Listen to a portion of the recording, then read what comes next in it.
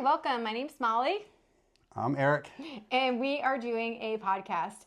The name of the podcast is just as much of a surprise to us as it is to you because we haven't decided yet. We've been going around and round, but whatever the name of it is that you're seeing now, that's what we've decided on.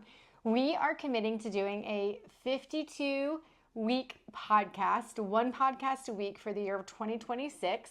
We're going to do our best to get them out in time, but overall, we're going to do 52 podcasts. And our goal is to talk about our marriage, talk about raising our kids, and give you guys some guidance and life lessons that we've learned along the way that will hopefully make your life a little bit easier.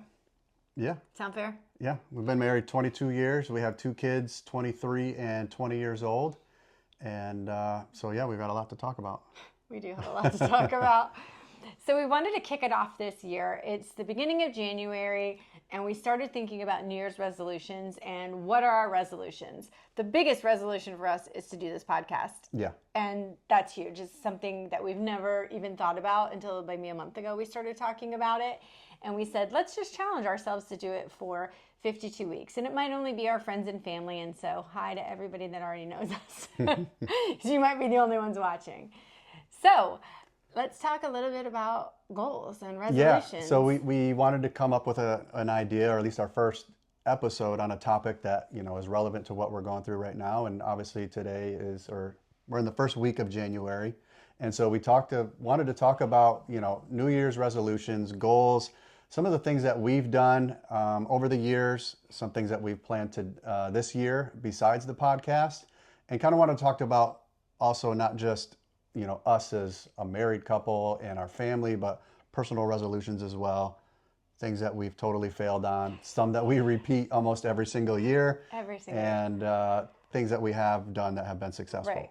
And I'll start. I feel like every single year, no matter what, I'm like, I'm going to walk 10,000 steps a day. I'm going to eat better. Maybe I'll try a keto diet. Maybe I'll do paleo. Every year, without fail, I have some grand goal. I really didn't do that this year because I think I've acknowledged that I continue to fail at it. And you know what? It just is what it is. But my sister likes to call me a fadist, F-A-D-I-S-T. I like to jump on fads. If I see something on the internet, I'll jump on and I'll be like, oh, I'm going to do that for a little bit. So I've given up Dr. Pepper and soda. I've given that up and failed epically. I just don't even give it up anymore because I love it and I'm not going to give it up. Might as well. Though, gave it up years ago and you've never I gave up back. Soda in 2014 and never looked back. I can't do it. But now I'm addicted to the bubblies and the sparkling waters. That's my soda now. Totally. But it's still so much better for you because it's the sugar and all the crap in there. Yeah. So I'll take it. You're winning in that front. I've even thought about that this week, being at the gym, and I'm like, I've heard other people talking about doing an olive oil fast and all these other things. I'm a faddist and I've never even heard of an olive oil fast. Are you just going to drink olive oil? I think you fast for a certain amount of time. No. I haven't even looked it up, but you take olive oil once, no, a couple shots a day or something like that. Oh, heck no. No. No. I don't know. But I was thinking about maybe doing, maybe 1 week this month of doing just raw vegetables and meat. Because I love meat. I'm a meat eater. I've done the carnivore diet. I did that for a month. That was pretty cool. Eating ribeyes every day. You I could also do that. added vegetables in at some point. Yeah. But and that's what I'm thinking about maybe doing. But you ate super clean for that month. And then it's back to cookies and sugar and candy and. Oh, it's so good though. Yeah, I know. So, I think that's something that personally you and I, we both do. We both are pretty focused on our fitness and our health. Health conscious. Overall, we still go to the gym 3-4 times a week regularly. 5 or 6 times a week. Yeah. Give or take. We're always, and so that's something that we'll continue to do every year. And I think at the beginning of the year, I like the new year. I like thinking of goals and resolutions for the years because it's just an exciting time. It's a new chapter, a new calendar. So it kind of gets me fired up at the beginning of the year again to, kind of refocus on some of those things. Let's talk about what's some of the resolutions or goals that we've set for our family and meaning like in us the and the past. kids together in the past that Sure. we've Yeah. been successful at, but we've also completely failed at. Well, nobody's perfect. But we definitely set goals. I feel like as a family, we kind of know ahead of time, like if we're going to go on a vacation, if we're going to do something. The kids are older. They're 20 and 23 now. And so we're kind of at this like breaking point, I feel like, where it's like we still want to go and do family vacations with them, but they kind of have their own lives going on as well. And so it becomes Right. a little more challenging schedule wise.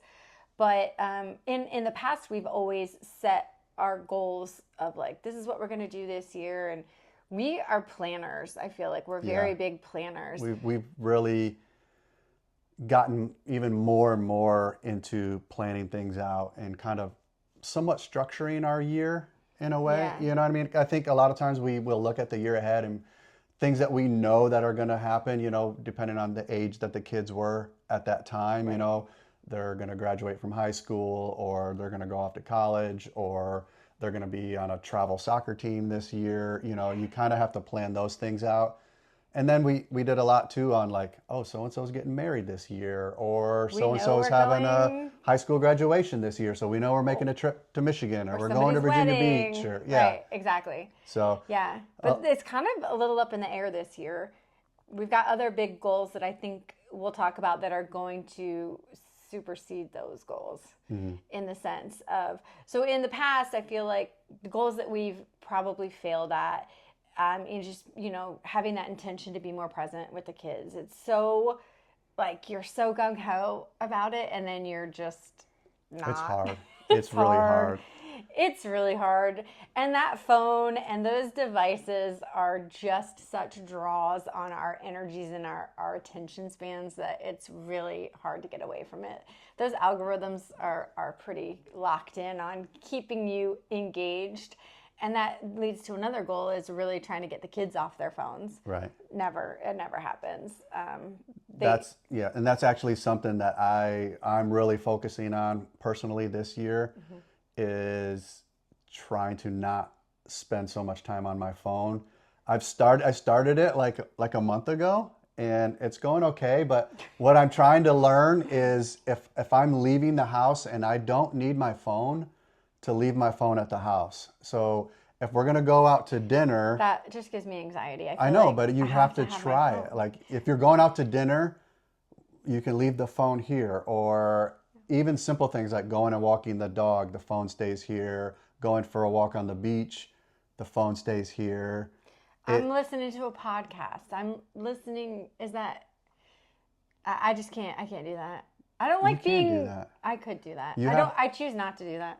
Right. But I think that's where, because I've noticed it the times that I've done it now. I'm just trying to think of like maybe like going to the grocery store and maybe I'm in line like at the deli counter. Like if you don't have your phone on you, you realize how quickly within like 5 seconds of like, I've got nothing to do or nothing to like gain my attention, you automatically reach for your phone and start scrolling. And so when you don't have your phone with you, you reach in your pocket or you reach for it and you're like, oh my God, I don't have my phone. And sometimes it is stressful and it sounds so embarrassing to say. It really does. But at the same time, you're like, okay, like what did I do back in the day when I didn't have a phone? Like I can just like watch other people around me, or I can, I don't know, maybe just think about what I want to do later this evening, or what I have plans for tomorrow, or how I'm sticking with my new diet that I'm going to be on for 2 weeks. Okay. So I would challenge you to just try it. Like just go I'm to the gonna come store. at you as a female and say there is a safety factor. No. Okay, no, because you're a guy. I 100% feel safer knowing that I have my phone and I can call for help if I need it, if I'm somewhere and I'm uncomfortable or something happens. I feel like women have such more fear than men do when it comes to things like that. I'm sure you do, but Okay, then stop right there. We do. Just acknowledge that it's not we like do. women were getting It doesn't mean I have to pick up my phone if I'm in the deli line and I have nothing to do for 5 seconds. Well, And then I you could can do leave that. it in the car when you go No! grocery shopping. What if there's an active shooter in the grocery store? And you're not going to be on your phone. You're going to be running to an exit. And I'm going to be calling 911. You don't need to call 911. There's going to be 200 other people What if calling they 911. all took your advice and left their phones at home? Well, then you just run, and you find out on the news later what happened. No, I disagree wholeheartedly. Okay. I disagree. There's a comfort factor of having it. It's a safety factor for me. And Well, then you have to be aware of not using it. I get it. Well, then you have to set something up, a system for when you're in the house, right? Because, I mean, I don't know how you guys operate, but I feel like once we come home, and if we don't have like a specific task to do, it's like sit down, even with the TV, turn the TV on, and then start scrolling on the phone. Yeah. And then especially after dinner, it's like everyone's done, dishes are done, go straight to the couch, the TV's on, and you scroll until you go to bed. Yeah. But You know? now, let's lead us into our 2026 New Year's resolution. Wait, let's get into let's hit a couple of our past resolutions and goals as a couple. Okay. As a couple. Okay. As a couple. Because we kind of hit some personal ones, we've hit some family ones. Okay. I think we'll it's backtrack. important to also, being married with kids is to not always focus on the kids. You have to focus on each other. Right. And I think that's super important. And I think a lot of people don't do that. They think that they're if you're married and you have kids, that your life revolves around your kids. And I don't feel like we were as much into that as I see some other people. Okay. Fair.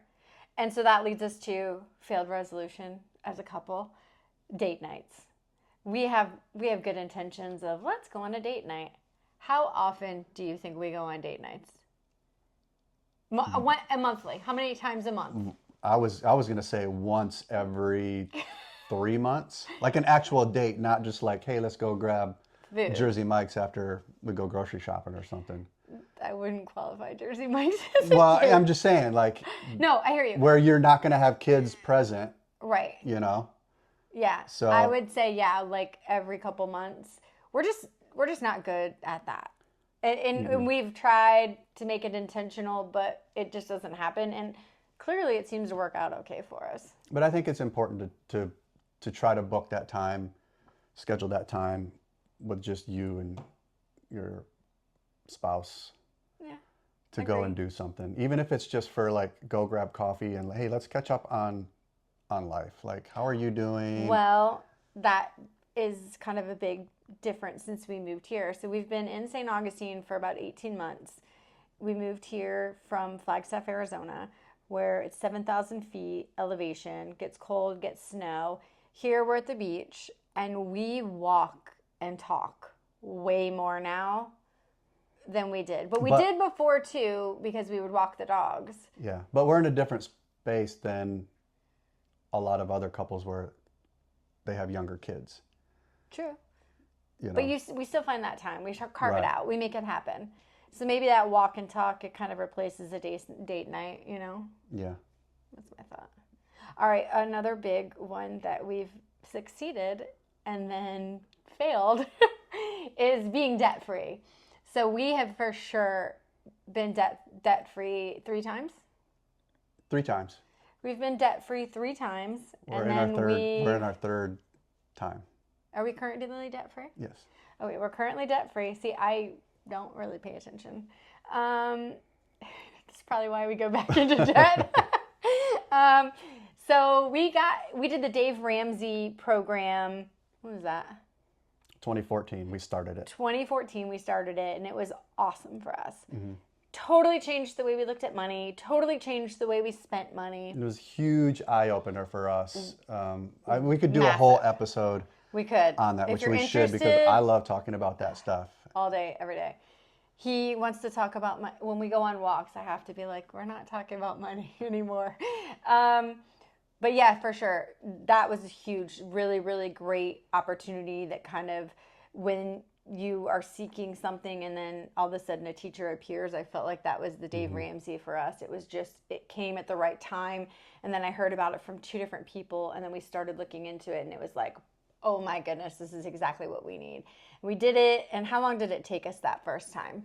We paid off all of our debt. We paid off our condo in Phoenix that we had at the time. Right.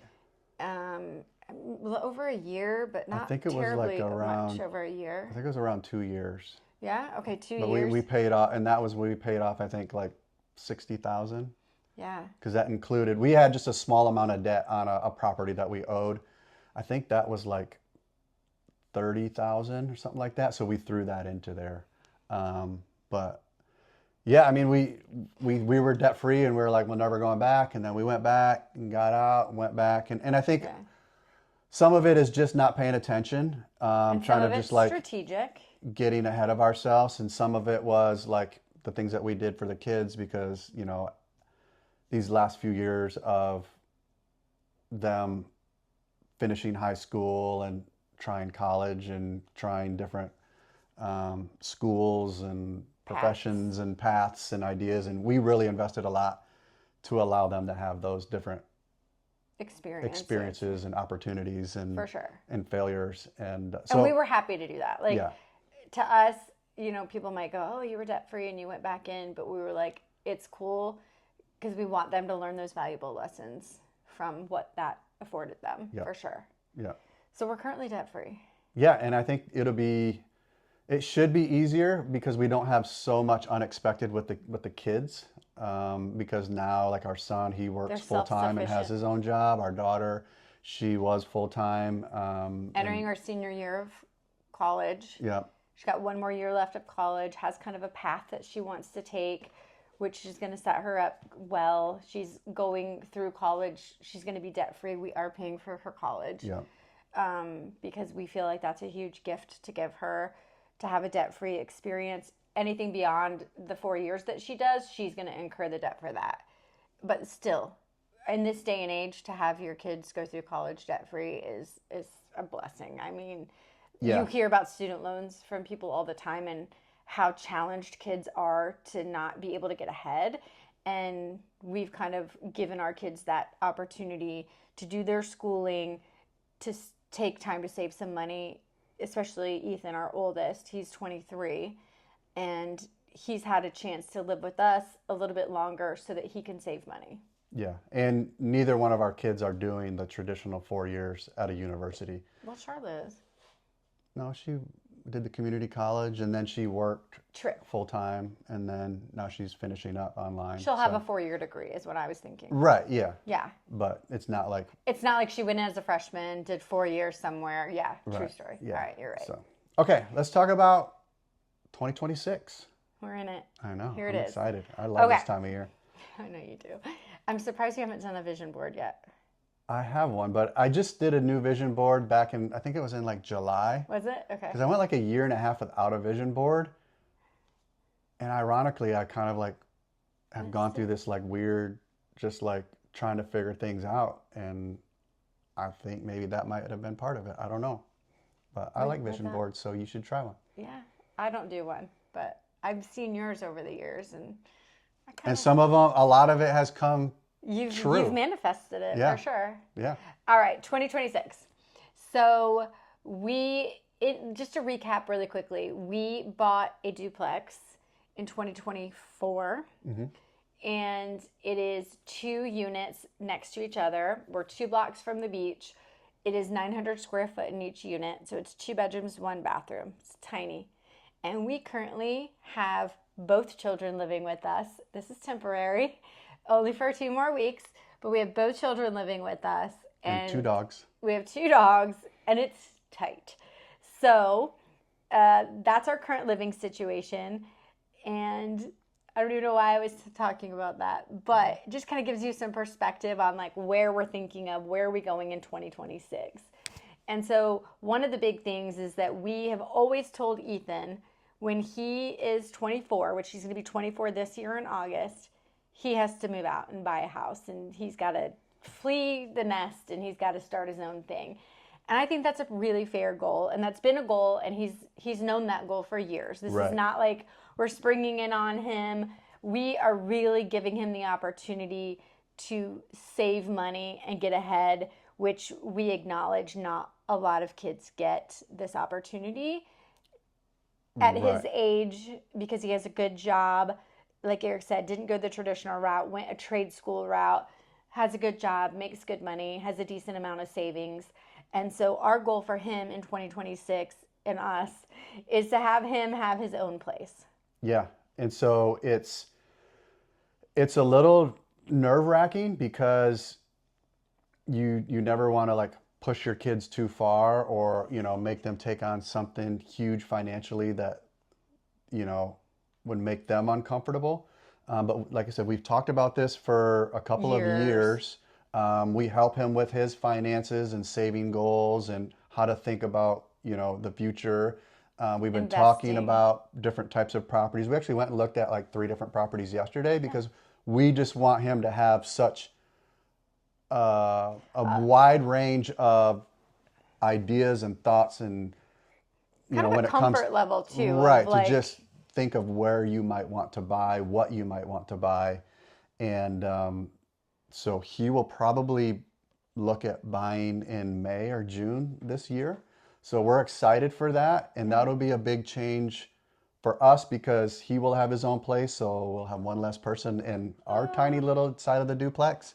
But also be able to see him into home ownership at 23 years old, and be able to afford it and be comfortable, and see him kind of build on that. But I think as parents, we do a good job at applying some pressure to our kids. Yeah, for sure. But also like not just dropping it on them out of the blue. Like we kind of think about these things years in advance of where we would like to see them, where the position that we would like to be in. And, for us to reach some of our goals, our kids have to also reach some of their goals as well. And so if we kind of partner along with them, and it's not just like, we decide one day, hey, Ethan, we want you to buy a place and we're giving you, $50,000. Like, we're not giving him any money towards this place. This is all him. And so it's exciting. It's a little nerve-wracking, but also I think just a huge accomplishment for him. Yeah. And then looking back on it years from now, I think he and us will both be very, very happy that he was able to make this investment. Super grateful. And I think it's important because he has been working and saving money. It's important for him to get into that real estate game and make that money work for him. I feel like the earlier he can get in and get a place, he's just going to get equity and he's going to be ahead of the game. We were talking yesterday. We were like, could you imagine if you were telling your friends, like, yeah, I own a house? I said, people your age, 23, they don't own houses. It's so rare. And where he's looking, I mean, he's going to be 15 minutes from the beach. Yeah, he's close. It's an area that's getting really built up. So it's a really good area. I mean, it's just cool. It's just a really cool experience for him. Yeah. So that's a big 2026 goal, is to have one less kid on our grocery bill, in our water bill, in our space. I mean, gosh, I tease him all the time. I said, it's not like you're not going to come over for dinner all the time because, I'm going to cook for him. Yeah. But so, we're looking forward to that. That's a huge one. You want to talk about our next one? Which one? The books. Sure. Okay, so for Christmas this year, I decided, this is something that Charlotte floated to me maybe like 5 or 6 months ago. And she said, I'm reading this book. And she's finally gotten into some books, and she hadn't been a real avid reader as a youngster, whereas Ethan and I are huge readers. We read all the time. And so Charlotte was starting to get into books, and she mentioned it, and she said, we should do a family book club. And I kind of thought about it, but then, of course, didn't do anything about it at the time. So this year for Christmas, I got 2 books for everybody in the house. And one is a fiction book and one is a nonfiction book. And the goal is to read them over the next month and then have like a family book club. And so everybody's starting with the nonfiction book. It's called The Feather Thief. If you want, I'll put some information about it out.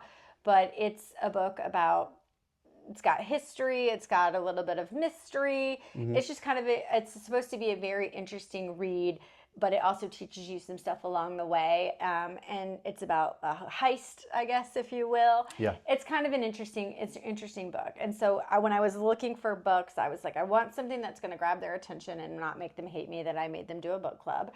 But it kind of ties in with the other goal of like, when I gave them the books, the second book I gave them is called the Poisonwood Bible, and it's really thick. And the reactions from my family was, you would have thought I asked them to go swimming in Alaska, in January.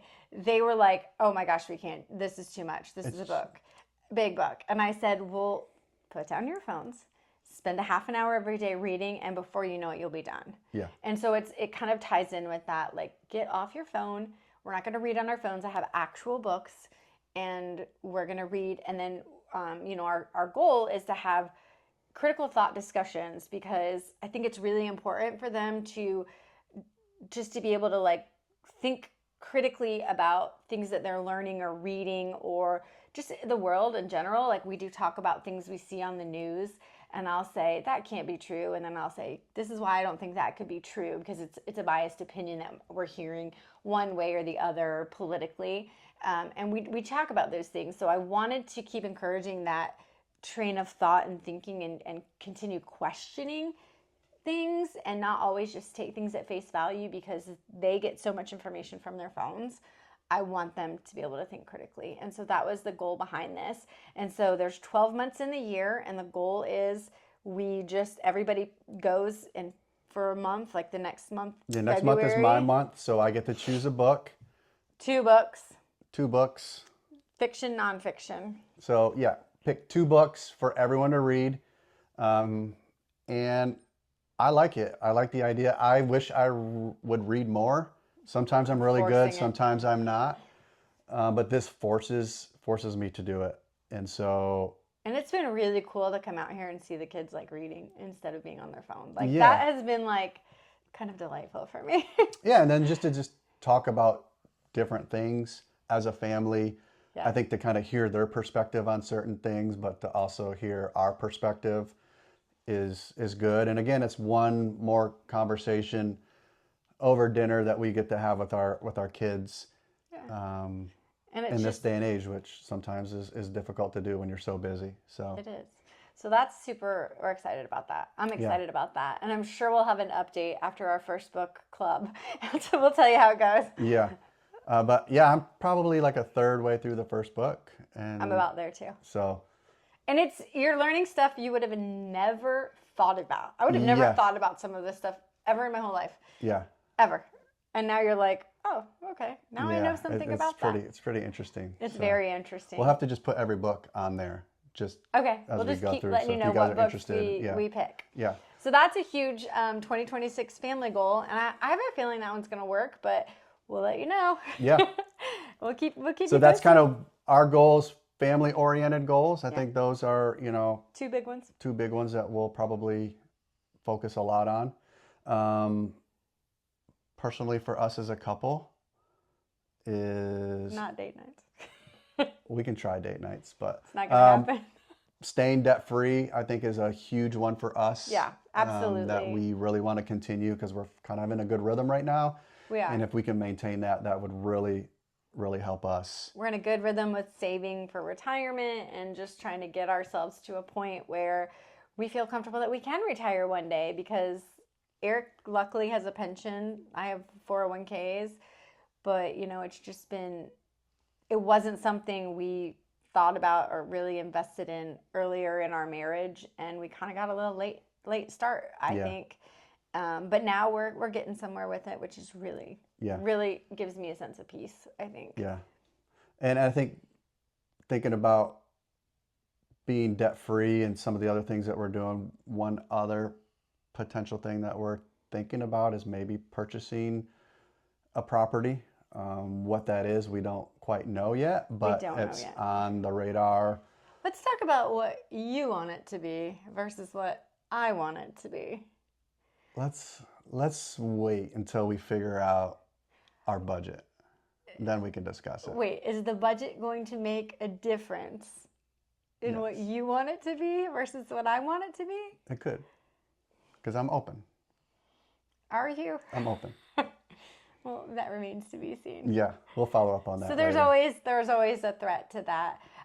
You know, I feel like people probably think we're a little bit crazy to be living in this tiny little place with 2 kids, and even with 1 kid, I think it's very small, but it's setting us up for where we want to go in the future, and so we're willing to sacrifice that now. And we also know that it's tight, and the kids are the kids, and they're messy. But we know our time is so limited with them. Like it's about to be, you know, over for us with Ethan. He's about to have his own worries and his own yard to cut the grass and to maintain, and we won't have that anymore. So for us, as stressful as it might get, and as messy as it might get, and as pissed off as I might get that nobody seems to run the vacuum but me and Eric, or clean the toilets, you know, those kinds of things. Yeah. It's still, we're grateful for it. And I think it's that perspective of saying, like, it's a short amount of time, but just enjoy it and embrace it. Yeah, just to kind of give you some reference, when we left Arizona a year and a half ago, like we left our house, you know, that we were in, that we raised the kids in, and then we left our jobs, I retired, and we kind of, you know, we had everything established and everything, all the connections and friends and everything. And we just kind of like ripped that Band-Aid off because we knew we wanted to be at the beach and went for it. And so I'm sure people think we were nuts. Yeah. They still probably do. And then to think where we're living now with such small place and with our kids. But I honestly, like, I like it. I like the little bit of just like messiness of the house, and everything doesn't have to be perfect. And I don't know, maybe it's just because we're living at the beach, where for me it's just like, these are the times that we're going to look back on and be like, oh my God, you remember when all 4 of us were living in that tiny little duplex? Like those are the memories, right? That what's Absolutely. Like if you bought but if we could do it neater, then yeah, that would be better. Of course we want to be clean, but I mean, like, if we had the big beautiful house and, you know, 3,000 square feet and felt like, oh, we made it, like, I would rather just be here and, you know, have it just be us and not have to worry about it, you know? Like, I don't know. I just feel like I've been kind of like really enjoying this past week with Charlotte now that she's here. It kind of feels like we're on vacation, especially because it's over the holidays. It's been different, but it's like we're on a vacation and we're renting this little condo at the beach for a little bit. And, you know, it is what it is. So it is what it is. That's where we're at. So those are our goals. So I think the big 2026 goals: the book club, Ethan getting a new place, possible purchase of a property, and staying debt free as best we can. Yeah. And I think if you as a family or even as a married couple are thinking about like what the new year brings or resolutions, I think it's super important to just really kind of take that time and sit down with your spouse and your kids and say, hey, like, what do you want to achieve this year? What would be awesome to look back on a year from now and knowing that we accomplished or achieved? And I gotta tell you, this morning, Charlotte had a TikTok or whatever, she watches Instagram, TikTok on, and it said, if you could change bodies with the person that you love the most, and you were only going to have their body for 1 year, and after that 1 year, you had to give that body back to them, what would you do for them? How would you treat your body? How would you treat your mind? And what would you do so that when you gave it back to them, you would show them how much you loved them? And that's kind of like reminds me of what you're saying, is like, you got to do that for yourself. You have to say, I have a year, a fresh start of a year. What am I going to do for my mind and my physical body, and how am I going to like make the most of that? So it kind of reminds me of what you're saying. That's why I like the vision board, because I see it every day, and it's just a reminder, because it's stack easy for me to get stuff up. distracted. Until I put all my stuff on top of your vision board, because she's messy and doesn't put it away. It's wrong. Because my dresser is out here in the living room, and we only have one dresser in the bedroom, and it's yours, and that's where the vision board is. Yeah. But I try to be a little neater. I'm getting there. Yeah. It's a work in progress. We also, at the end of our episodes, I don't know if we're going to do it today because we don't have an actual wheel. We'll do it. What do we call it? The wheel of random? I was calling it the wheel of what the fuck, but WTF. Pardon, I don't know if we're going to say bad words on this podcast because I just dropped the biggest one. But it's the wheel of WTF. And, okay, pick a number 1 through 9. Where's my phone? Oh. How about we start over? How about if I say, pick a number 1 through 9? I'm going to go 5. Okay. 1, 2, 3, 4, 5. Who? You're going to go 5. Who was the last person you called and had a conversation with? Like person. Besides you? Well, what did we talk about? Oh, I called you on Friday. Today's Sunday. I don't call and talk to people. I text like a normal person. Okay. The last person I called and had a conversation was with my mom. Okay. The last person. Because you don't count. Because it might be like, hey, I'm running to Walmart. What do you want real quick? That. It's not like an actual conversation. The last person I called and had a conversation was your mom. So it looks like your mom is the winner of this episode. So awesome. We have a random things that we're eventually going to get a wheel and we're going to spin it and it's going to be like what was your last purchase you made? What was the last purchase? What was the last meal you made? What was the last text you sent? Just kind of fun things. What was the last chore you did? Picture you took? Yeah. Those type of things. Just fun things, just to end it with something fun. So thank you for watching, and I will see you next time. Yeah, we'll see you in a week. All right. See you guys. Bye. Thanks.